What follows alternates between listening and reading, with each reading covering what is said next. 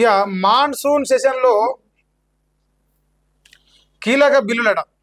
ఈ నెల 20 నుంచి పార్లమెంటు సమావేశాలు జరగబోతున్నాయి. జూలై 20వ తారీఖు నుంచి అంట.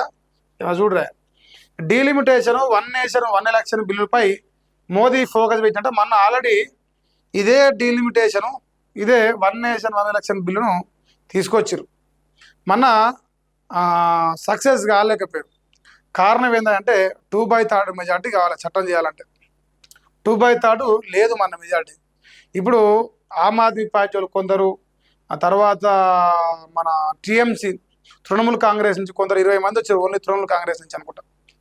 సో మమతా బెనర్జీ ముఖ్యమంత్రిగా దిగిపోయినాక భారతీయ జనతా పార్టీ వైపు, ఎన్డీఏ కూటమి వైపు కొన్ని ప్రతిపక్ష పార్టీలో ఉన్న ఎంపీలు కొందరు ఇటువైపు మొగ్గిరు. అది ఇప్పుడు 300 చిల్లర దాటిందన్నారు. స్టిల్ ఇప్పటికి కూడా 2/3 మెజార్టీ లేదు. మరేమైనా లోపాయికారంగా బీజేపీ నాయకులు ఏమైనా వేరే పార్టీ ఎంపీల మద్దతు తీసుకున్నది డౌట్. కానీ ఈసారి మాత్రం 99.9% ఈ బిల్లు పాస్ అవుతుందని ప్రజలలో, నాయకుల్లో చర్చ జరుగుతున్నది. ఇది సెకండ్ టైం బిల్లు మళ్ళీ తీసుకురావడం. సో మరి 20వ తారీఖు, జూలై 20వ తారీఖు నుంచి మళ్ళీ పార్లమెంటు సమావేశాలు మొదలైతాయంట. అందులో మళ్ళీ 2 కీలకమైన బిల్లు, ఈ డీలిమిటేషన్ కావచ్చు, ఇంకోటి మహిళా రిజర్వేషన్ బిల్లు కూడా దీంట్లో చర్చ జరిగే అవకాశం ఉంది. ఇంకోటి, ఈ మహిళల విషయంలో భారతీయ జనతా పార్టీ మహిళలకు ప్రాధాన్యం ఇస్తుంది అని సింబాలిక్గా చెప్పడానికి తెలంగాణలో మహబూబ్ నగర్ ఎంపీగా గెలిచిన డికే అరుణ గారికి కేంద్ర మంత్రి పదవి రాబోతుందని ఒక గుసగుస. ఇది ఏ క్షణమైనా మరి బయటపడవచ్చు. ఈ ఈటల రాజేందర్ గారు కావచ్చు, ధర్మపుర రవీంద్ర గారు కూడా, వీళ్ళకు కూడా వస్తాను ఒక చర్చ జరుగుతుంది. ఎవరికి వచ్చినా కేంద్ర మంత్రి పదవి తెలంగాణకు ఒకరికి వస్తుంది. ఎక్స్ట్రా ఉన్న 2 కాకుండా ఇంకోటి వచ్చే అవకాశం ఉన్నది. ఇక కేంద్రంలో మంత్రివర్గ విస్తరణ ఇప్పట్లో లేనట్లే సెప్టెంబరు లేదా అక్టోబర్కు వాయిదా వేసే అవకాశం ఉంది. ఒకవేళ వాయిదా వేస్తే మరి అప్పటిదాకా మళ్ళీ వెయిట్ చేయాల్సింది. తెలంగాణకు మాత్రం కేంద్ర మంత్రి పదవి మరొకటి వరించబోతున్నాయి. అంటే 8 మందిలో 3కి ఇస్తారంటే 40% మంత్రి పదవులు తెలంగాణలో గెలిచిన వారికి ఇచ్చినట్టే కదా. 50% అంటే 4కి ఇస్తే 50%. సో తెలంగాణ పైన భారతీయ జనతా పార్టీ ఎంత ఫోకస్ పెట్టినంటానికి ఈ కేంద్ర మంత్రి పదవుల అవకాశం ఇవ్వడం ఒకటి, లేదంటే వీళ్ళకు రాజకీయంగా ఇక్కడ సభలు పెట్టడం కావచ్చు, వీళ్ళకు ప్రోత్సాహం కావచ్చు, వ్యూహాలు రచించడం కావచ్చు, ఇవన్నీ ప్రత్యక్ష సాక్ష్యాలుగా కనిపిస్తున్నాయి. సో భారతీయ జనతా పార్టీ ఈ పార్లమెంటు సమావేశాల ద్వారా ఇప్పుడు ఒకవేళ బిల్లు పాస్ చేయించబడితే నెక్స్ట్ రాబోయే ఎన్నికలు దేశం మొత్తం ఒకటేసారి ఎన్నికలు జరుగుతాయి. దానికి తోడు మహిళలకు పార్లమెంట్లో, అసెంబ్లీలో రిజర్వేషన్ వచ్చే అవకాశం ఉంది 33%. చూడాలి ఏం జరగబోతున్నది, వెయిట్ చూడాలి. మరి వార్తను రాసిరా, రాధాకృష్ణ రాసినా చూద్దాం.